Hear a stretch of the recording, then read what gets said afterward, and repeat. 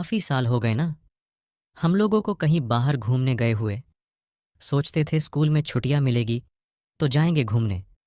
लेकिन जब गर्मी की छुट्टी मिली तब धूप और गर्मी इतनी तेज हो गई मानो बाहर जाते ही हमारा ऑमलेट बन जाएगा। और घर में रहो तो पसीने से बेहाल, ले देकर दिन बस काट रहे हैं। मजा नहीं आ रहा। हाँ राजू, इस गर्मी ने तो एकदम पागल कर रखा है। ऐसा लगता है जैसे दिन भर पानी में ही रहे और नहाते रहे।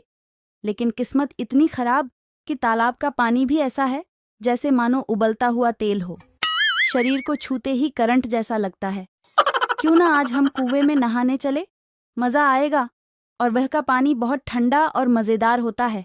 हाँ रानी, कुएं के पानी के सामने तो ये गर्मी हमारा एक बाल भी बांका नहीं कर पाएगी। लेकिन एक समस्या है, इस गर्मी के प्रकोप ने इस गांव के सारे कुएं को सुखा दिया है। कुएं में सिर्फ पत्थर दिखाई देते हैं। धत, अब हम कैसे नहाएंगे? ये गर्मी तो बर्दाश्त नहीं हो रही। ऐसा लग रहा है जैसे यही हम लोग सूख जाएंगे। अब हमारा क्या होगा? राजू, चलो ना, कुछ उपाय करते हैं। ये लोग आपस में बात कर ही रहे होते हैं कि तभी वह पे सुरीली आती और इनसे बोलती। क्या बात है राजू? रानी, तुम लोग इतना परेशान होकर किस बारे में बात कर रहे हो? कोई समस्या है क्या? अगर है तो मुझे बता सकती हो। सुरीली के पास सभी समस्याओं का समाधान रहता है। अब क्या ही बताए सुरभि, इस गर्मी ने तो जीना हराम कर दिया है ना। बाहर में रहा जा रहा है और न ही घर में। इसलिए सोचे कुएं के ठंडे पानी में नहाने के लिए जाए और वही मस्ती करे। लेकिन इस धूप ने तो पूरे गांव के कुओं को सुखा दिया है। कुएं के अंदर झांकने पर सिर्फ पत्थर ही दिखाई देते हैं। अब समझ नहीं आ रहा क्या करे। बस इतनी सी बात। तुम्हारे इस समस्या का समाधान मेरे पास है। मेरे प्यारे मित्र, मुझे एक कुएं के बारे में पता है जिसमें बहुत ठंडा और साफ पानी है, जहां नहाते ही तुम्हारी गर्मी चुटकी में भाग जाएगी और तुम लोग का मिजाज ताज़ा हो जाएगा। अरे वाह सुरीली, तुमने तो हमारा दिन बना दिया। जल्दी बताओ ना, वो कुआं कहाँ है? हमसे अब और ये धूप और नहाने का इंतजार बर्दाश्त नहीं होता। हमें जल्दी कुएं का पता दो ताकि हम उस कुएं के ठंडे पानी में जीते जी स्वर्ग का मजा ले सके। सुरीली, किसी को फ्री में समस्या का समाधान नहीं देती। तुम्हें भी मुझे कुछ देना होगा, तभी बताऊंगी उस कुएं के बारे में। नहीं तो भूल ही जाओ। अच्छा बाबा, क्या चाहिए तुम्हें बताओ। तुम जो भी मांगोगी तुम्हें दूंगा। बस हमें कुएं का पता बता दो। हमसे और सब्र नहीं होता। चलो, जाओ। मैंने तुम पर दया खा ली। मुझे ज्यादा कुछ नहीं चाहिए। बस आज रात के खाने में मेरा भी खाना बना देना।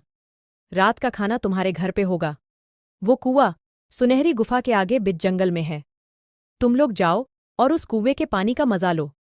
मैं भी वहीं से नहा के आ रही हूं। कुएं का पता जानते ही राजू रानी बिना देरी किए कुएं के पास जाने लगते।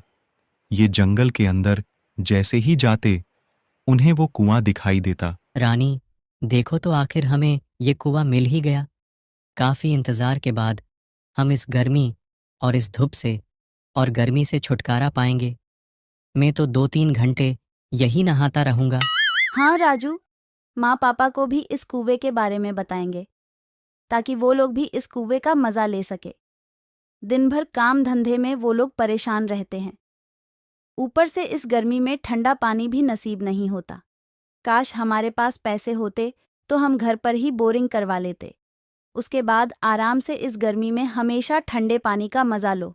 रानी जैसे ही इतना बोलती, उनके सामने अचानक से ढेर सारे पैसे आ जाते, जिसे देखते ही राजू रानी दोनों की आंखें फटी की फटी रह जातीं। रानी, ये क्या हुआ? तुम्हारे पैसे के बारे में बोलते ही यहाँ पे इतने पैसे कहाँ से आ गए?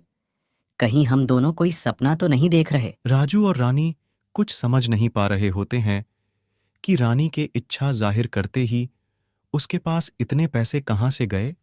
राजू, मैंने जो कुछ भी बोला इस कुएं के सामने बोला और मेरे बोलते ही मेरी इच्छा पूरी हो गई।